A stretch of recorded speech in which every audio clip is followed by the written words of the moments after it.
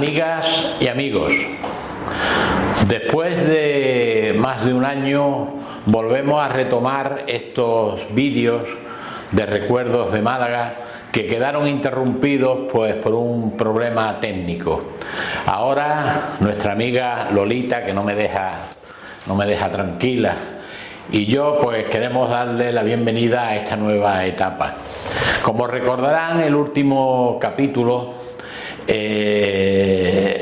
fue el número, creo que fue el 78, que fue parte de lo que estábamos contando sobre la historia de Anita Delgado Briones, la Maharaní de Capurtala.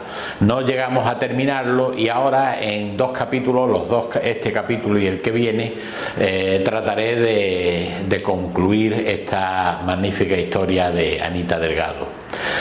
Así que vamos sin más dilación a retomarlo y vamos a empezar con estos vídeos.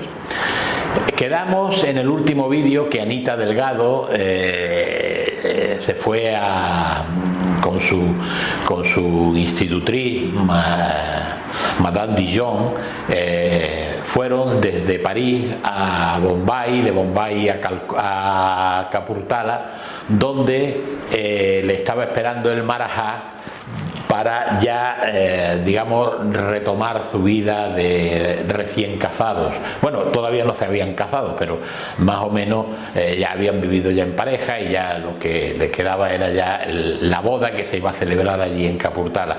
Cuando llegó Anita, ya os comenté en el anterior capítulo que el palacio de Capurtala no estaba aún concluido y tuvo que pasar unos meses en otro palacio que tenía el Marajá, al lado de un río que se llamaba Bonavista, el palacio.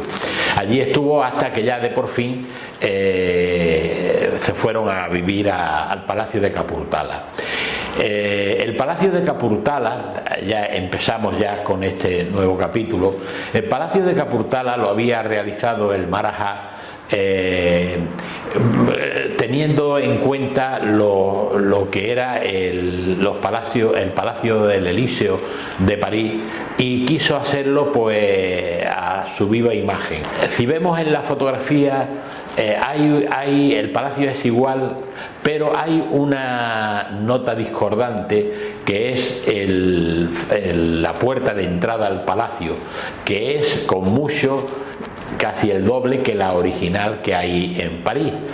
Y esto fue debido a un capricho que tenía este Marajá, Gegaíb Singh, y él tenía el caprichito de poder entrar en el palacio con el elefante, imagínense.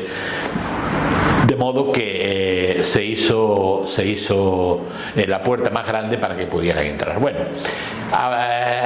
volviendo a Anita Delgado. Anita Delgado, saben ustedes que ya iba embarazada, y bueno, pues ella había pasado un traumático viaje. El embarazo fue horrible, el embarazo que sufrió Anita, y ella pensaba que allí ya iba a descansar y a llevar una vida más tranquila. Bueno, pues Anita se ocupó sus, digamos, aposentos dentro del palacio, y bueno, en principio iba todo bien. Pero una noche, a falta de unos 15 días de la boda, Anita, bueno, pues una noche de madrugada, estaba allí acostada tranquilamente cuando entraron unas mujeres, la despertaron, la hicieron que se levantara y la bañaron, la perfumaron, le pusieron una serie de ungüentos, y una vez que ya estaba preparada, la bajaron hacia el patio del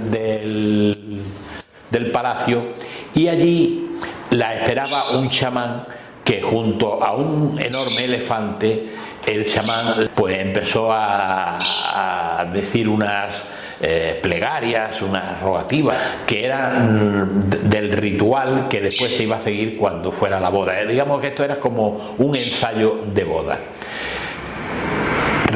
hago hincapié en que Anita estaba ya embarazada, pues me parece que eran 6 meses o así, o 6 o 7 meses. Y bueno, cuando terminó el chamán de decir esas palabras, el elefante, que tenía una escalera, hizo que Anita, a pesar de su embarazo y cómo estaba, subiera a lo alto del elefante, se sentara, luego bajara y ya se fuera a su habitación a descansar. Bueno, pues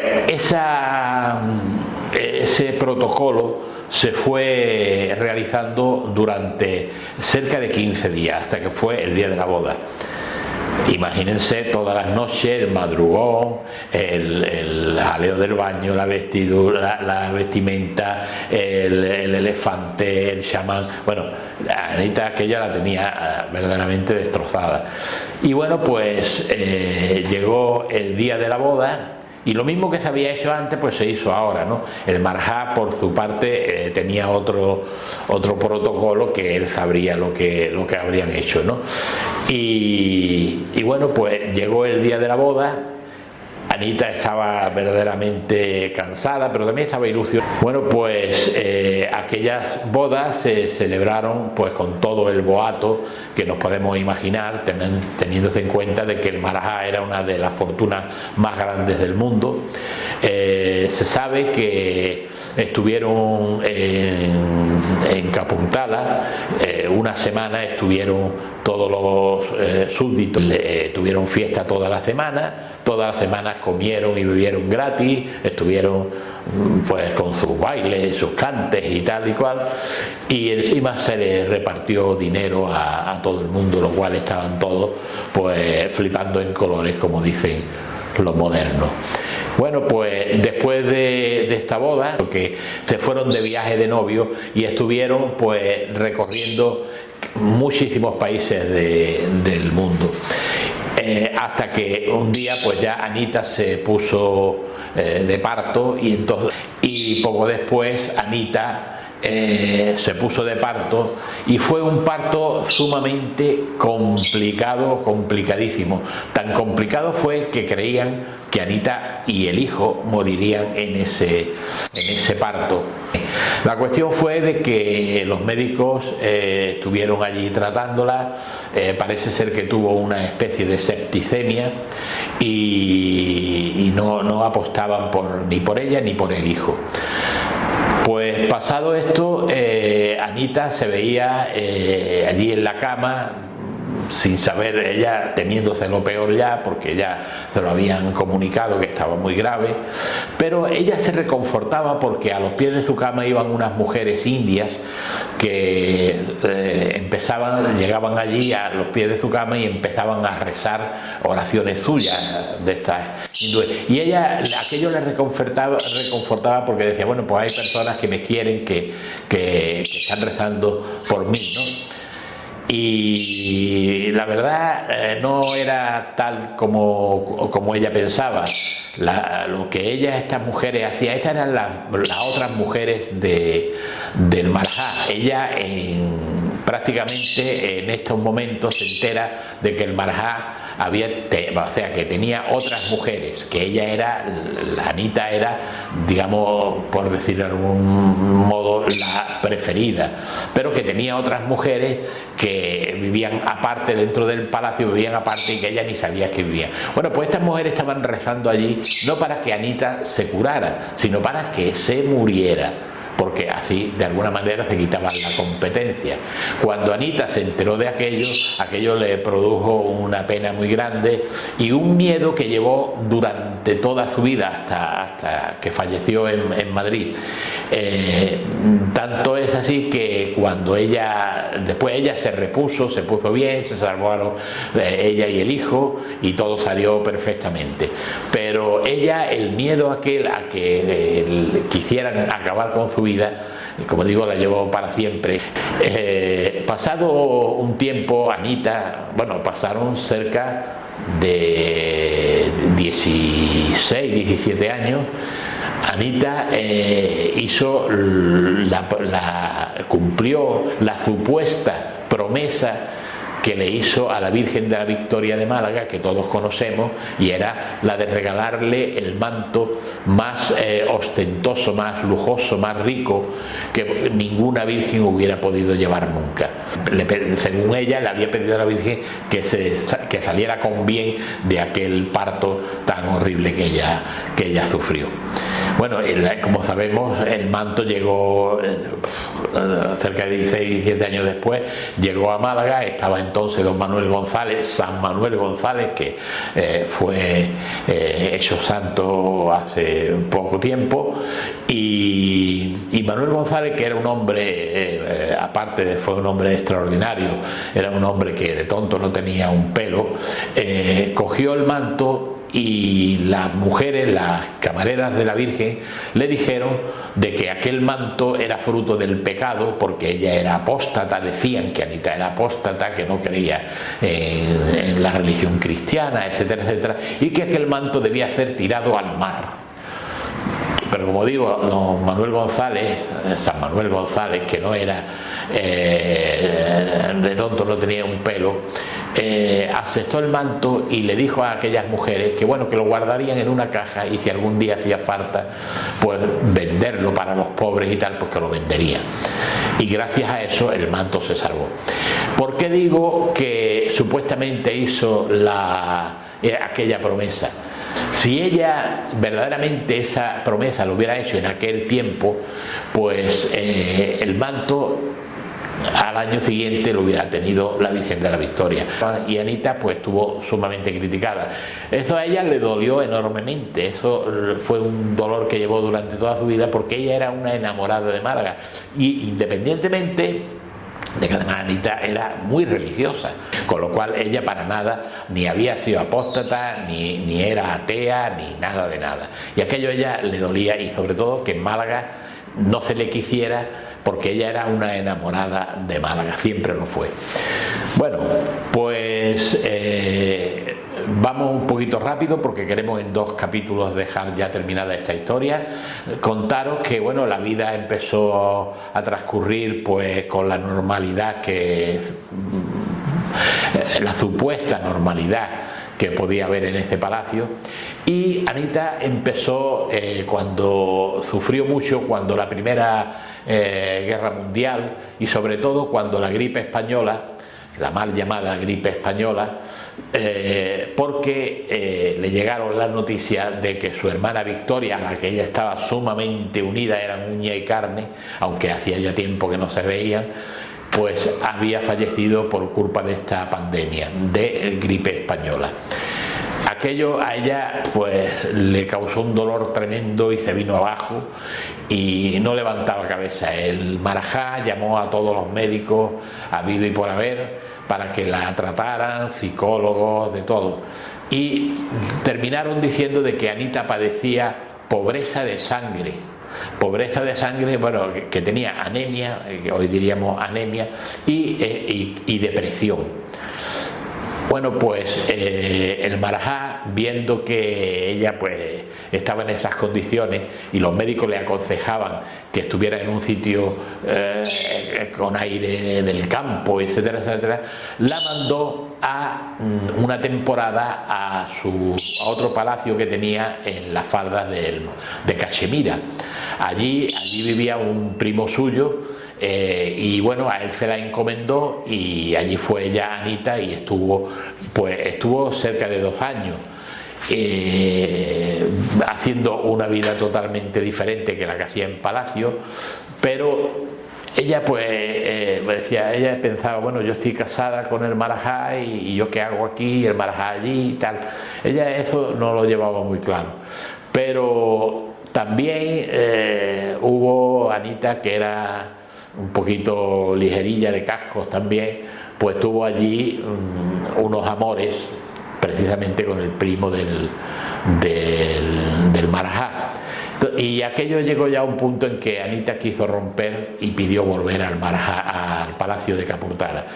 Pero cuál fue su sorpresa cuando llega al palacio de Capurtala, que se encuentra que el Marajá ya estaba casado, se había casado otra vez, no había dicho nada, se había casado otra vez. Esta vez lo había hecho con una rumana muy guapa, que vino a la boda con premios, con regalitos. El regalito era que se llevó a su madre y a su abuela. El Marajá siempre se arrepintió de aquella boda porque le salió fatal.